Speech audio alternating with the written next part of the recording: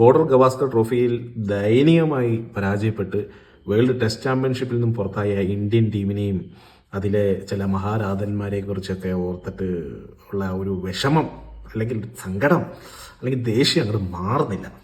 ഇന്നിപ്പം ഒരു ഫോട്ടോ കണ്ടു.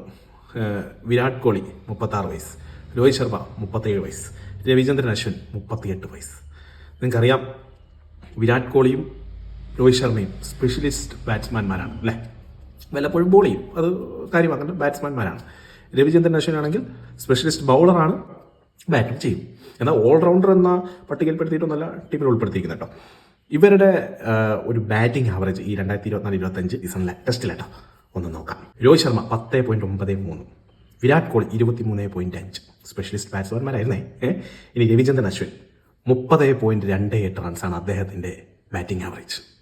ഇതിനകത്തുള്ള വ്യത്യാസം എന്താണെന്ന് വെച്ചാൽ 30.28 ബാറ്റിംഗ് ആവറേജ് ഉള്ള ബൗളറായ രവിചന്ദ്രൻ അശ്വിൻ റിട്ടയർഡ് ചെയ്തു. ബാക്കി 10-15 റൺസ് ആവറേജ് ഉള്ള സ്പെഷ്യലിസ്റ്റ് ബാറ്റ്സ്മാൻമാർ ഇപ്പോഴും റിട്ടയർ ഒന്നും ചെയ്യാതെ തൂങ്ങിക്കിടക്കുകയാണ്.